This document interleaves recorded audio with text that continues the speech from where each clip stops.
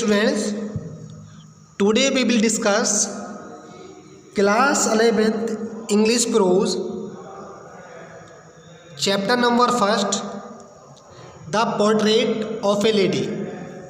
Writer of the chapter is Khushwant Singh. In second name of Khushwant Singh is Khushal Singh. तो okay students,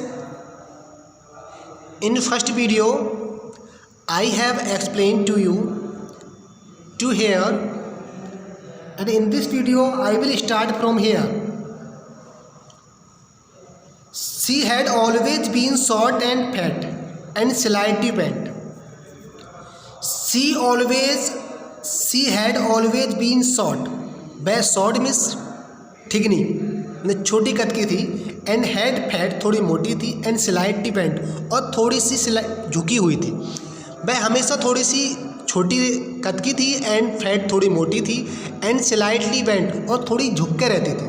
वह थोड़ी छोटी थी, मोटी थी और थोड़ा झुक के रहती थी. Her face was a criss cross wrinkles running from everywhere to everywhere. Her face उसका चेहरा वॉज में था. क्रिस क्रॉस का मतलब criss cross wrinkles. Criss cross wrinkle मतलब चारों तरफ झुर्रियाँ ही झुर्रियाँ पड़ी हुई थी.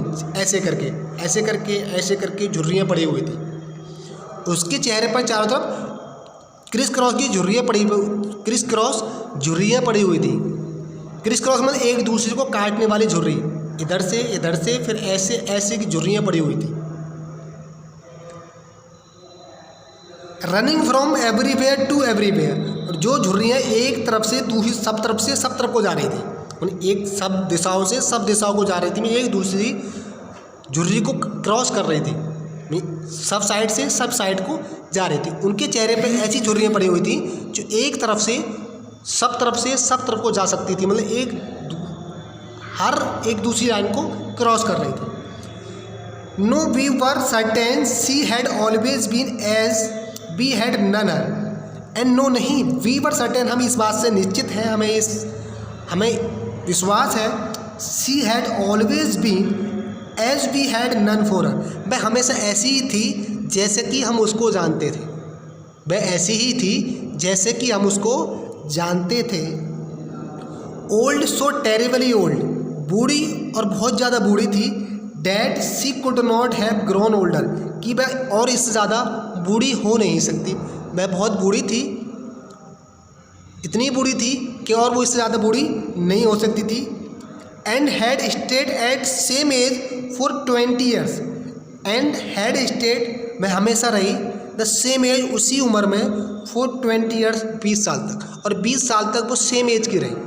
जैसे हमने उसको देखा 20 साल पहले, और 20 साल तक वो सेम एज में रही. She could never have been pretty, वह कभी सुंदर नहीं हो सकती.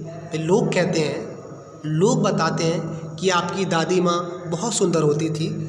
But she could never have been pretty, वह कभी सुंदर नहीं हो सकती.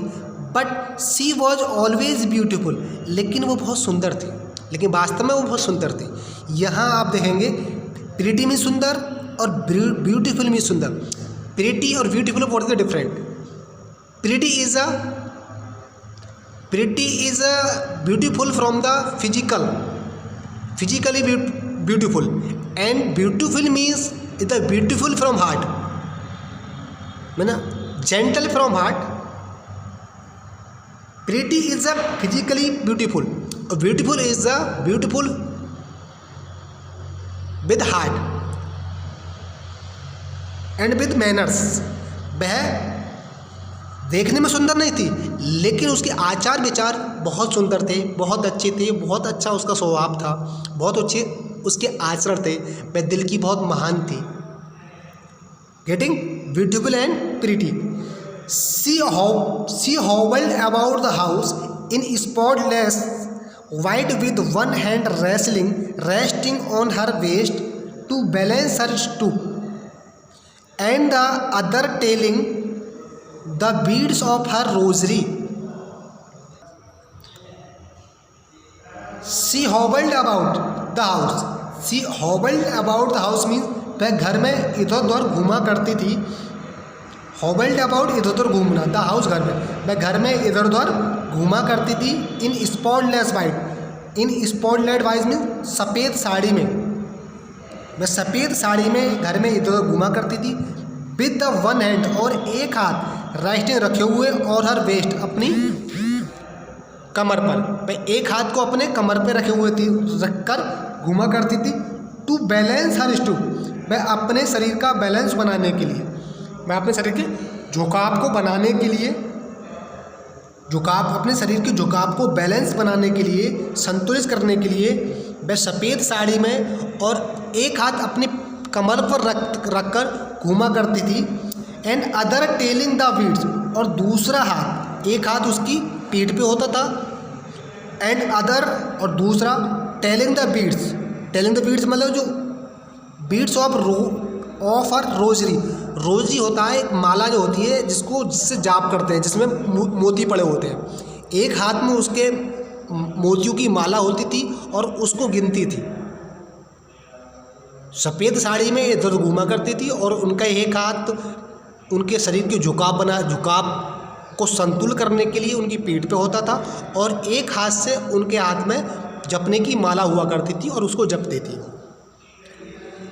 हर सिल्वर लॉक्स वर स्केटर्ड अनटाइडली ओवर हर फेल, हर सिल्वर लॉक में उनके सफ़ेद बाल वर स्केटर्ड बिखरे हुए होते थे, अनटाइडली मतलब अनसुलझे, ओवर हर पेल पकड़ फेस, पेल में पीले एंड पकड़ फेस में झुर्रीदार चेहरे पर, और उनके जो सफ़ेद बाल थे वो उनके झुर्रीदार और पीले चेहरे पर अनसुलझे हुए बिखरे हुए रहते थे। मतलब her lips constantly moved in inaudible prayer, her lips उसके होठ कंस्टेंटली लगातार मूव्ड चलते रहते थे इन इनऑडिबल प्रेयर।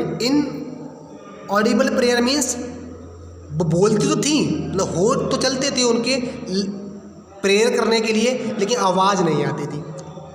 वो उनके होठ चलते थे, वो कुछ प्रेयर करती थी, वो कुछ गुनगुनाती रहती थी, लेकिन आवाज़ नहीं आती थी। आप जैसे देखते हैं बूढ़े व्यक्तियों की आवाज़, होठ तो चलाते हैं, वो कुछ कहते हैं, धीरे धीरे होठ चलते हैं उनके, बट आवाज़ नहीं आती। ऐसे वो अपनी जो रोजरी थी, जो माला थी उनकी, जब जपने वाली प्रार्थना जपने वाली जो माला थी उसके मोती गिनती थी वो, और उनके होठ चलते रहते थे और वो कोई प्रेयर करती थी, लेकिन आवाज़ नहीं आती थी। इनऑडिबल मीन्स अनसुनी, जिसको हम सुन नहीं सकते।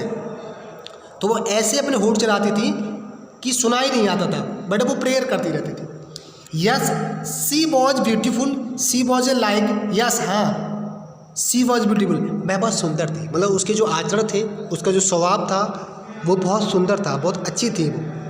सी was like the winter landscape in the mountain, she was में तीन लाइक द विंटर, जैसे कि ठंड का मौसम होता है, winter landscape in the mountain, जैसे पहाड़ी पर एक लैंडस्केप होता है शांत वाला। लैंडस्केप मतलब जानते हैं कि ढालू स्थान, ढालू जगह पहाड़ी पर, जब पहाड़ी पर एकदम स्लोप में, लैंडस्केप मतलब जमीन। An expanse of pure white serenity, breathing peace and contentment. And expanse of pure white serenity, जैसे कि मतलब एक शांत सा सन्नाटा वाला आंगन हो, आंगन का फैलाव हो, पूरे आंगन में सन्नाटा हो, ऐसे रहती थी वो। एंड ब्रीथिंग पीस, शांत रहती थी। एंड कंटेनमेंट मतलब संतुष्ट रहती थी। जैसे कि घर का एक फैला हुआ आंगन होता है जो सन्नाटा छाया हुआ होता है, जैसे कि ठंड के मौसम में पहाड़ी पर बर्फ़ ढका हुआ होता है और एकदम शांत माहौल होता है वहाँ का, ऐसी हमारी दादी रहती थी। दादी हमेशा शांत स्वभाव की रहती थी, अपनी माला को जपती रहती थी। तो okay students, in this video it's enough. From here I will teach you in next video. So okay students, thanks a lot and have a nice time.